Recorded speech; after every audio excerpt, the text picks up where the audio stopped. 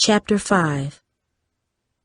On Sunday, Darcy awoke to a gray and dreary morning. Steady rain pelted her window, and a thick mist hung like a heavy wet blanket over her street. Sitting up in bed, Darcy looked at the picture of Hakeem she had unpacked the day before. The photo was taken one early spring afternoon when he came along with her as she wheeled Grandma into a nearby park. In the photo, Hakeem was smiling widely. Darcy recalled that earlier that day, he had put his arm around her back as they walked. Though only a few months old, the photo seemed as if it was from a time long gone. Just seeing it twisted Darcy's chest into a painful knot of anger, sadness, and frustration. How could this happen? Darcy thought. She and Hakeem had been through so much together, and they had always helped each other. Now it seemed Hakeem was letting go of everything. Other couples break up, Darcy thought, but that was not supposed to happen to her and Hakeem. They were different. Darcy struggled through her studies for several hours and then went to her grandmother's room. Grandma was sitting in her wheelchair watching a small bird on her windowsill. "Hi, Grandma." "Hi, Angel Cake," Grandma said cheerfully, her eyes glimmering brightly, contrasting with the dull weather outside. Months had passed since Darcy had seen her grandmother so alert. "Is something wrong?" Grandma asked, her wrinkled forehead shriveling into an expression of worry. "I just have a lot of studying to do, that's all," Darcy said. "Angel Cake, you're gonna pass all those exams with flying colors. Ain't a cloud in the sky that can steal your sunshine," Grandma said. "Thanks, Grandma." For an instant, Darcy considered telling her grandmother about Hakeem. Just a few years ago, Darcy would have explained everything to her. As a child, Darcy would lie on Grandma's lap and talk about all her troubles, but all that ended with Grandma's stroke. Since then, her grandmother's health changed like the weather, and somebody always had to be home to care for her. "You're a wonderful granddaughter, Angel Cake. You're gonna be okay," Grandma said. "Thank you, Grandma," Darcy said and hugged her. As she walked out, Darcy said a silent prayer that there would be more days she and Grandma could spend together. As she finished up her studying that night, Darcy wondered what she would say to Hakeem when she saw him. For the first time she could remember, Darcy was angry at him. She knew the next time she saw him that they would have to talk. He owed her that much, she thought. Darcy looked for Hakeem Monday morning in the Blueford parking lot, but did not see him. At lunchtime, she sat with Tara and told her how upset she was that Hakeem had not called. "Just remember what I said," Tara explained. "He's having a difficult time right now, so you gotta cut him some slack." "I'm trying, Tara, but he won't even tell me what's happening. What am I supposed to do?" "Like I said, don't stop living your life. The only reason Hakeem's acting this way is because he got his hands full with his family. Just let him take care of what he's got to do, and he'll come around. You can't just sit moping because that don't get you nowhere." Darcy nodded. She knew Tara was right, and she felt guilty for being so angry, but she was also frustrated that Hakeem didn't even talk to her. "All this studying is clogging up my brain," Tara said, leafing through a purple notebook.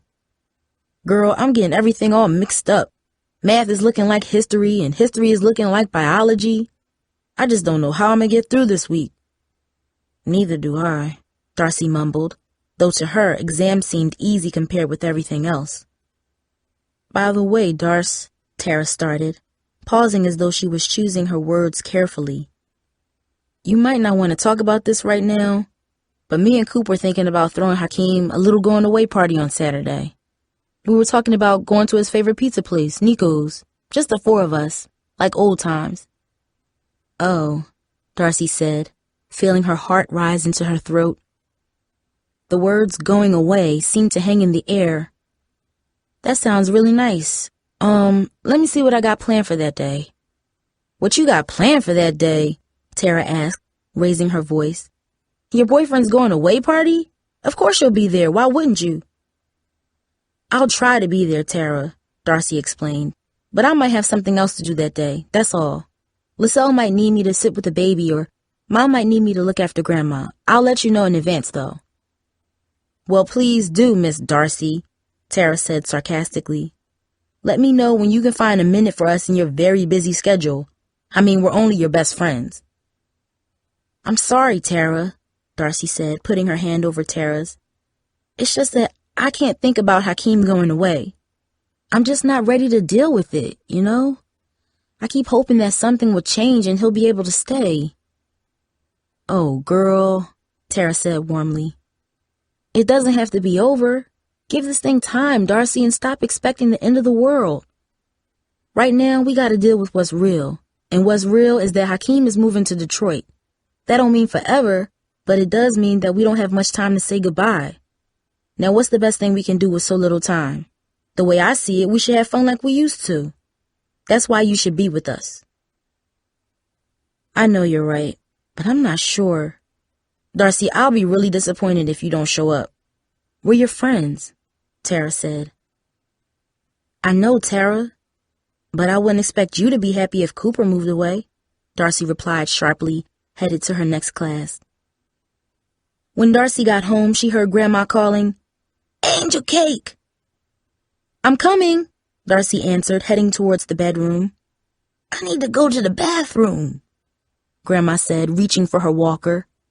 Darcy grabbed it and helped her grandmother to her feet. Grandma was unusually wobbly. Darcy steadied her and carefully helped her get to the bathroom and then back to bed.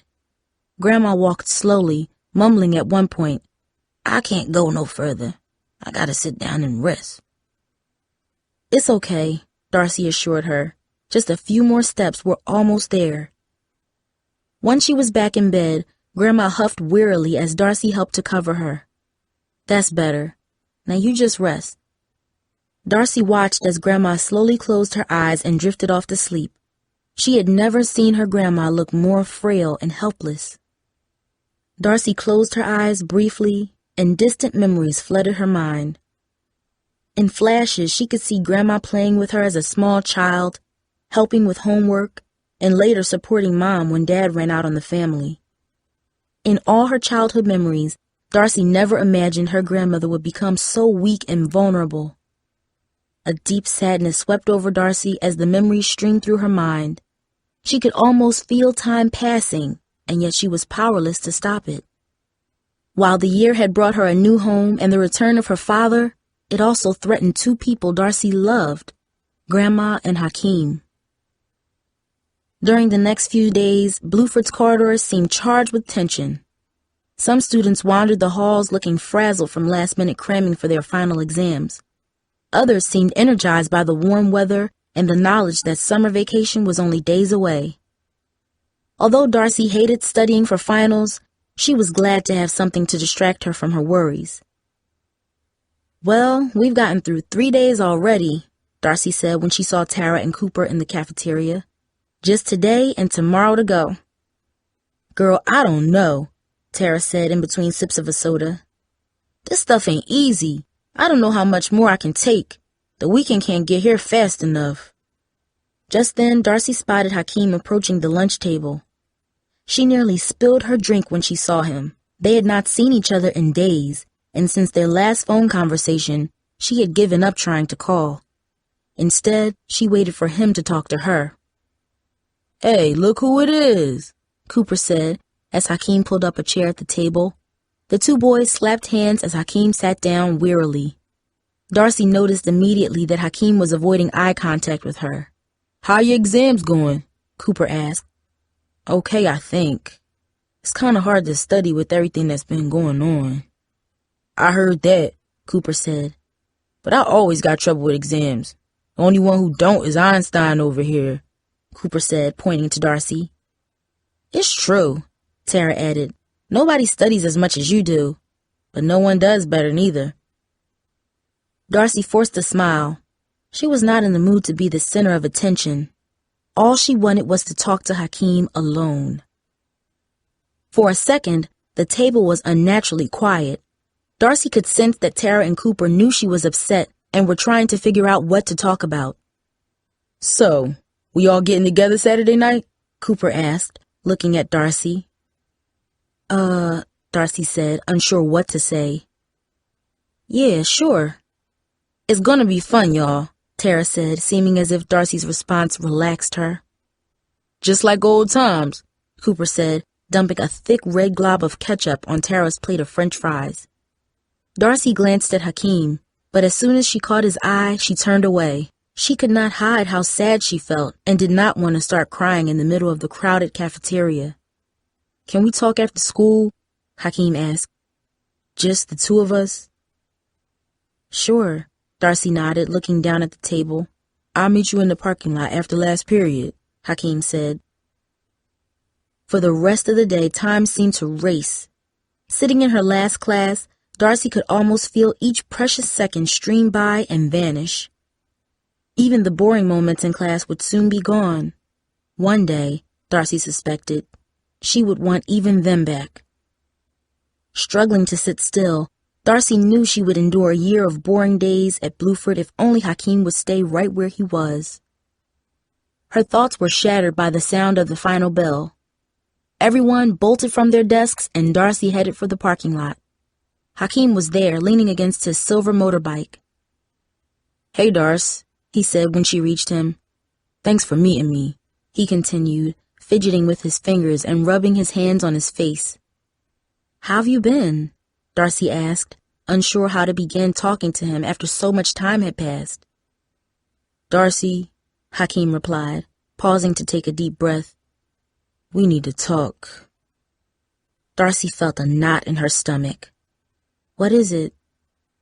It's about us, Hakeem mumbled somberly, as if he could barely force the words out. I've been thinking about what's going to happen when I move to Detroit, and I know we haven't really talked about it that much, but... Hakeem, what are you trying to say? With all that's been going on lately, I just feel like we should cool things down. I mean, I don't think I can do this anymore, not with everything else, you know? For a second, Darcy was speechless. She felt as if she could not possibly have heard him correctly. There must have been a mistake. There was just no way Hakeem could give up on her, she thought. Not after all this time. Not after what Tara said. No way. What are you saying? Darcy blurted out, her voice rising as she spoke. Why can't we call him right? Maybe we'll be able to visit on breaks from school. Maybe we'll even... Darcy, I'm not saying we won't stay in touch, Hakeem explained. But right now with Dad sick and Mom stressed out, I can't handle this, you know? It's like everyone is pulling me in different directions, and it just ain't enough for me to go around, he added, taking a deep breath. And it's not gonna get any easier when I move. I think we need to cool things down, that's all. What does that mean? Are you breaking up with me? Hakeem turned away from her. Darcy, it's not 'cause I want to, but yeah, I am, he stammered. Darcy shook her head in disbelief. Hurt and anger swirled together in her mind, making her heart pound and her body tremble. I can't believe you're doing this after all we've been through, Darcy yelled. How can you do this? Hakeem lowered his head, shrugged his shoulders, and sighed. I'm sorry, Darcy, he said finally. There's way too much going on with my dad and moving and that whole thing. I hope you can understand this, Darcy. Well, I don't, Darcy said. I've been doing nothing but trying to understand you for weeks now. When you didn't return my phone calls, I tried to understand. When you avoided me in school, I tried to understand. I'm not stupid, and I know things are difficult for you. But I don't understand why you've been treating me this way. And this? After all we've been through? I don't understand this at all. Darcy, calm down, Hakeem pleaded. It doesn't have to end like this. Yes, it does. That's what you said, right? Darcy snapped. Did you think you could just dump me and I wouldn't be upset? She paused briefly, fighting the sorrow building in her chest. I never would have walked out on you, Hakeem. And you know what else? I never would have guessed that you'd do this to me. Tears of anger and hurt stung Darcy's eyes as she turned and stormed away. Darcy, I'm sorry, Hakeem said again as she left, but she did not turn to face him. Instead, she ran, first out of the Bluford High parking lot, then down the neighboring street and through groups of students who parted to let her pass. The more Darcy ran, the more she cried. Hot, salty tears streamed from her eyes and snaked across her cheeks into her hair. Darcy finally stopped at a small park, leaned against a tree, and buried her face in her hands. It's over, she thought. Hakeem and she were no longer together. Everything she feared was true. Wiping her eyes, Darcy heard a vehicle slowly approaching the curb near her. She was certain Hakeem was coming to talk to her. Quickly, she dried her eyes to hide that she'd been crying. You okay, Darcy? Asked a voice much deeper than Hakeem's. I saw you sprinting down the street. Darcy turned to see Brian sitting in his Toyota. I'm fine, she answered awkwardly, embarrassed that he was seeing her in such a state.